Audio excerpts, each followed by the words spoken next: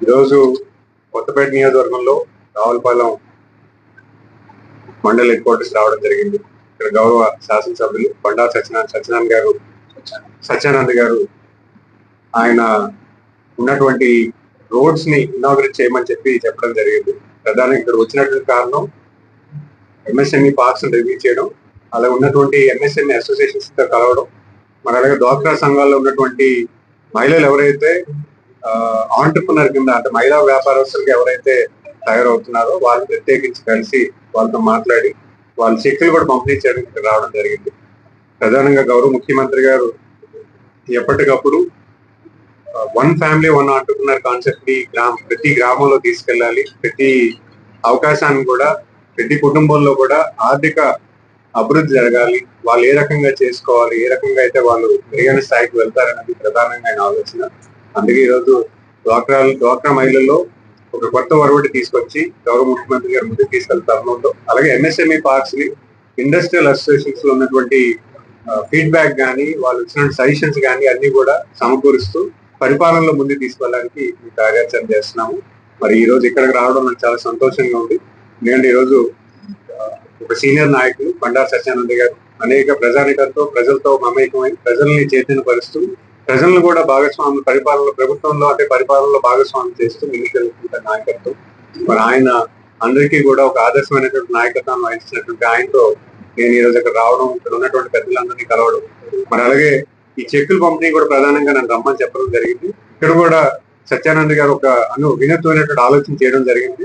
ఇక్కడ ఒక ప్రతి ఒక్కరికి కూడా అవకాశాలు గవర్నమెంట్ పాలసీ విధానం చెప్పడంలో కానీ, అవకాశాలు చెప్పడంలో కానీ, టెక్నాలజీ చెప్పడంలో కానీ ఒక వ్యవస్థ ఉండాలని ఒక హెల్ప్ డెస్క్ కూడా క్రియేట్ చేసి ఒక 2 ఎంప్లాయీస్ ని పెట్టి ఎవరు ఏ ఐడియాతో వచ్చినా వాళ్ళకి బ్యాంక్ లోన్ కల్పించాలన్నా, డిపిఆర్ క్రియేట్ చేయాలన్నా, లేకపోతే గవర్నమెంట్ పాలసీలో వాళ్ళు అడాప్ట్ చేయాలన్నా కూడా ఒక హ్యాండ్ హోల్డింగ్ సిస్టమ్ రావాలని చెప్పి ఒక హెల్ప్ డెస్క్ కూడా పెట్టడం జరిగింది. కొత్త ఆలోచన, డెఫినెట్ గా అలాంటి ఆలోచన చేస్తే ఖచ్చితంగా, ఎందుకంటే ఈరోజు ఒక కుటుంబంలో ఆర్థికంగా వాళ్ళు స్థిరపడితే ఖచ్చితంగా వాళ్ళకి ఉన్నతమైనటువంటి విద్య, ఉన్నతమైనటువంటి ఆరోగ్యం, మెరుగైనటువంటి ఆరోగ్యం కానీ, లేకపోతే ఫ్యామిలీ ఈకో సిస్టమ్ కానీ మెరుగుపడుతుంది అనేది పెద్ద ఆలోచన. ఎందుకంటే ఈరోజు నేషనల్ 2047 విజన్ లో మన జీడిపి గ్రోత్ రావాలంటే గ్రామీణ ప్రాంతంలో ఉన్నటువంటి కుటుంబాలన్నీ కూడా ఆర్థిక అభివృద్ధి జరగాలి. అది గౌరవ ప్రధానమంత్రి గారి ఆలోచన, అలాగే గౌరవ ముఖ్యమంత్రి గారి కూడా ఆలోచన.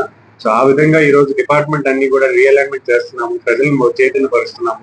ఎందుకంటే మనకున్నటువంటి ఇప్పటికే చూసుకుంటే చాలా ఉత్పత్తుల్లో మనం పరాయి దేశాల నుంచి కూడా తీసుకురావడం జరుగుతుంది. మనకు మనం తయారు చేసుకోవడం అనేది ఒక ఎత్తు అయితే, ప్రపంచ స్థాయికి కూడా మన ఎగుమతులు చేసేటువంటి స్థాయి కూడా ఈ రోజు మనం వెళ్ళాలంటే అటు అన్ని రకాలుగా మనం అభివృద్ధి కలవర్చాలి, మనకున్నటువంటి ఈకో సిస్టమ్స్ ని స్ట్రెంథెన్ చేసుకోవాలనేది గౌరవ ముఖ్యమంత్రి గారి ఆలోచన. సో డెఫినెట్ గా ఆ రకంగా పనిచేస్తామని మీ ద్వారా తెలియజేసుకుంటాను. మరి ఇక్కడ రావడం మరింత సంతోషం కలిగించింది. ఈ రోజు ఇక్కడ నుంచి అమలాపురం కలెక్టరేట్ వెళ్ళి అక్కడ కలెక్టరేట్ లో కూడా కోకోనట్ క్లస్టర్ ని ఎలా మనం స్ట్రెంథెన్ చేయొచ్చు, ఏ రకంగా చేయొచ్చు అనేది అనేక డిపార్ట్మెంట్స్ ని పిలవడం కాకుండా ప్రైవేట్ ఏజెన్సీస్ ఎవరైతే దీంతో ఒక అధ్యయనం చేసి తమిళనాడు నుంచి కూడా ఒక టీం తీసుకురావడం జరుగుతుంది. అలాగే ఎన్ఆర్డిసి సెంటర్ సిఎస్ఐఆర్ ల్యాబ్స్ ఎక్కడైతే ఉన్నాయో వాటన్నిటినీ కూడా టెక్నాలజీ ఓరియంటేషన్ గ్రామీణ స్థాయికి తీసుకెళ్లాలంటే ఎన్ఆర్డిసి పనిచేస్తుంది. అది కూడా ఈరోజు ఆహ్వానం పలికాము. అలాగే ఫైర్ బోర్డ్ వస్తుంది. అలాగే అనేక ఆంటర్ప్రినర్స్ ఎవరైతే ఫైర్ బోర్డ్ లో పనిచేస్తారో వాళ్ళు కూడా కలెక్టర్ గారి సమీక్షలో ఈరోజు ప్రస్తావన చేసి నెక్స్ట్ లెవెల్ కి ఏం చేయొచ్చు అనేది కూడా కార్యరూపం చేయడానికి ఇది ఒక ప్రధానంగా ఉన్నటువంటి మీటింగ్. సో డెఫినెట్ గా మీ అందరికీ కూడా ధన్యవాదాలు తెలియజేసుకుంటాం. ఎందుకంటే ఈరోజు పబ్లిక్ లో మనం అటు అభివృద్ధి చేయాలి, సంక్షేమం చేయాలి, అలాగే అవకాశాలు కూడా ప్రభుత్వం ఇచ్చే అవకాశాలు కానీ లేదా ఉన్నటువంటి అవకాశాల్లో ఎలా ప్రజలు చైతన్యపరచాలనేది కూడా ఈరోజు ప్రభుత్వం ఆలోచిస్తుందంటే చాలా పెద్ద విషయం. ఎందుకంటే ఏ రాష్ట్ర ప్రభుత్వం కూడా ఈ రకంగా ఆలోచన చేయట్లేదు. ఎందుకంటే నేను చూస్తున్నాను పక్క రాష్ట్రాలకు ఎక్కడికి వెళ్ళా కూడా మనకున్నటువంటి ఒరవడి పక్క రాష్ట్రాల్లో లేదు. ఖచ్చితంగా ప్రతి అవకాశాన్ని కూడా కిందకి తీసుకెళ్ళలేదు. ఎందుకంటే ఈ రోజు మనం చూస్తున్నాం విడిపోయిన ఆంధ్రప్రదేశ్ లో యువతకి అవకాశాలన్నీ కూడా మనకి హైదరాబాద్ లో ఉండిపోయి మన యువతకి అవకాశాలు రావాలనేది మా యువ నాయకులు నారా లోకేష్ గారు పెద్ద ఎత్తున ఆలోచన చేస్తున్నారు. ఆయన యువగలంలో ఆయన ఒకటే ఆలోచన చేశారు, ఖచ్చితంగా యువతకి 20 లక్షల ఉద్యోగాలు కల్పించాలన్న ఆలోచన ఆయనకు ఉంది. ఆ ఉద్యోగాలు అనేది ఖచ్చితంగా అది స్వయం ఉపాధి అవ్వచ్చు, లేకపోతే ఉద్యోగాలను రావచ్చు.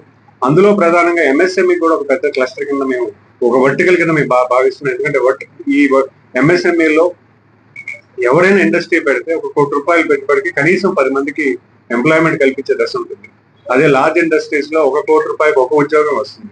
సో అందుకే ఈ రోజు ఎంఎస్ఎంఈ సెక్టర్ లో కూడా అనేక విధి విధానాలు కూడా ఈ రోజు తీసుకురావడం జరుగుతుంది. ఈ రోజు బ్యాంకర్స్ చాలా సింప్లిఫైడ్ గా లోన్ సిస్టమ్ ఇస్తున్నారు. ఎంఎస్ఎంఈ పార్క్స్ ఇవ్వడం జరుగుతుంది. అలాగే పాలసీస్ కూడా చాలా ఎంఎస్ఎంఈస్ ప్రోత్సహించేలా ఉంది. ఎంఎస్ఎంఈ ఇన్సెంటివ్స్ కూడా గత సంవత్సరంలో కూడా సుమారు ₹500 కోట్ల ఇవ్వడం జరిగింది. అలాగే ఈ సంవత్సరం కూడా ఇంకొక ₹500 కోట్లు కూడా ఎంఎస్ఎంఈ ఇన్సెంటివ్స్ ఇవ్వడానికి కూడా ఈరోజు ప్రభుత్వం కార్యాచరణ చేస్తుంది. అంటే ఇవన్నీ కూడా అన్ని రంగాల్లో అన్ని వర్టికల్స్ లో చేసేటట్టు ఇది ఎంప్లాయ్మెంట్ కల్పించాలన్న ఆలోచనతో ఈ రోజు డిపార్ట్మెంట్ రీఅలైన్మెంట్ చేస్తున్న విషయం కూడా తెలియజేస్తుంది. మరొక విషయం మీ అందరూ కూడా తెలియజేస్తున్నాను. ఈ రోజు ప్రతిపక్ష నాయకులు ఎవరైతే ఉన్నారో వాళ్ళందరికీ కూడా మీరు ప్రజలందరూ కూడా గమనించాలి. వాళ్ళు చేస్తున్నటువంటి ఆరోపణలన్నీ కూడా అసత్యపూర్వమైన ఆరోపణలు అవన్నీ కూడా ఈరోజు డిఎస్సి గురించి ఈరోజు ఎంతో మంది, నేను మా నియోజకవర్గంలో ఎలక్షన్ క్యాంపెయిన్ చేసేటప్పుడు ఎంతో మంది యువత డిఎస్సి కోసం ఎదురు చూపులు చూసేవారు. ఈరోజు ప్రభుత్వం చాలా ప్రతిష్టాత్మకంగా 16,000 ఉద్యోగాలు డిఎస్సి ద్వారా కండక్ట్ చేసి ఉద్యోగాలు ఇవ్వడం జరిగింది. దాన్ని కూడా రాజకీయం చేసి ఎక్కడో ఏదో తప్పుదం జరిగిందని లేనిపోయిన ఆరోపణలు చేయడం జరుగుతుంది. నిన్న డిపార్ట్మెంట్ అందరూ కూడా ఎవరైతే మాకు అన్యాయం జరిగింది అన్నారో వాళ్ళు ఈచ్ కేస్ స్టడీ కూడా ఎక్స్ప్లెయిన్ చేసి పలానా వ్యక్తి ఇక్కడ మాట్లాడాడు, నిజంగా అబ్బాయికి ఎందుకు రాలేదని కూడా విశ్లేషణ చేసి చూపించడం కూడా జరిగింది. అలాగే రిపోర్ట్ ర్యాంకింగ్స్ కానీ సర్టిఫికేట్స్ కానీ అన్ని కూడా ఈరోజు డిస్ప్లేలో పెట్టి ఎక్కడా కూడా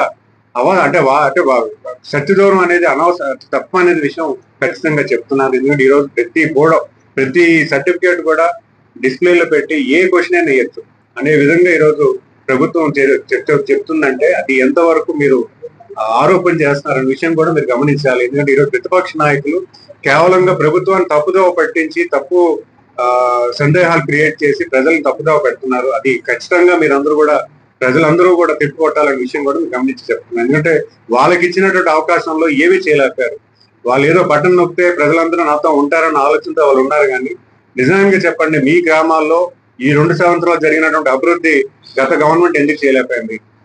మీకు ఈ రోజు ఈ రావులపాలెంలో ఒక 2 రోడ్స్ నేను ఇనాగ్రేట్ చేశాను. ఆ వీధిలో ఉన్నటువంటి ప్రజానికం అందరూ కూడా వచ్చి ఎమ్మెల్యే గారిని అప్రిషియేట్ చేస్తుంటే నిజంగా ఎందుకు చేయలేకపోయారు? ఇంత డెన్సిటీ పాపులేషన్ ఉంటే రావులపాలెంలో ఒక బురద రోడ్ ఇంకా ఎందుకు ఉండాల్సిన పరిస్థితి గత గవర్నమెంట్ నిర్లక్ష్యం వల్లే అది జరిగింది. మరి ఈ ప్రభుత్వం వచ్చిన తర్వాత సుమారు ₹1 కోటి ఖర్చు పెట్టి ఆ రోడ్డు వేయడం అంటే చిన్న విషయం కాదు. ఆ వీధిలో ఉన్న వాళ్ళందరూ కూడా హర్షిస్తున్నటువంటి విషయం కూడా ప్రజలందరూ గమనించాలి. మరి అలాగే ఇరిగేషన్ ప్రాజెక్ట్స్, ఈ రోజు ప్రతి ఇరిగేషన్ ప్రాజెక్ట్ లో కూడా కనీసం రిపేర్ వర్క్స్ కూడా గత ప్రభుత్వం ఫెయిల్ అయింది. ఈ రోజు ఇరిగేషన్ వర్క్స్ లో అనేక విధాలుగా ఎక్కడి నుంచి వస్తున్నారో తెలియదు. నిజంగా చెప్పాలంటే ప్రభుత్వం వచ్చిన తర్వాత గౌరవ ముఖ్యమంత్రి గారు బాధ్యత తీసుకున్న తర్వాత ₹1,00,000 కోట్ల పైన పెండింగ్ పేమెంట్లు ఉన్నాయి, 10 లక్షల పైన అప్పులు ఉన్నాయి, జీతాలు కూడా ఇవ్వలేని పరిస్థితి గత ప్రభుత్వం వదిలేసిన టైంలో ప్రభుత్వం గౌరవ ముఖ్యమంత్రి గారు వచ్చిన తర్వాత అనేక మందికి పేమెంట్లు ఇవ్వడమే కాకుండా జీతాలు 1వ తారీఖున, పెన్షన్స్ 1వ తారీఖున ప్రతి డిపార్ట్మెంట్ ఈరోజు R&D వర్క్స్ లో రిపేర్ వర్క్స్ చేసుకున్నాము. పంచాయతీ రాజులో వేలాది కోట్ల రూపాయలు వర్క్స్ చేయడం జరిగింది. ఇరిగేషన్ ప్రాజెక్ట్స్ మళ్ళీ స్టార్ట్ అయ్యాయి. ఎక్కడెక్కడ నిలిచిపోయినట్టు బ్రిడ్జిలు మళ్ళీ పనులు మొదలవుతున్నాయి. అలాగే అనేక రకాలుగా ఎడ్యుకేషన్ సిస్టమ్ రివైజ్ చేస్తున్నాము. అనేక విధాలుగా ఎంఎస్ఎంఈ పార్కులు కట్టుకున్నాం, ఇన్వెస్ట్మెంట్ తీసుకొస్తున్నాం. అనేక విధాలుగా ఈ రోజు ప్రభుత్వం పనిచేస్తుంది. మీరు ఒకటే గుర్తు పెట్టుకోవాలంటే గత పాలకులు చేసినటువంటి దుర్మార్గం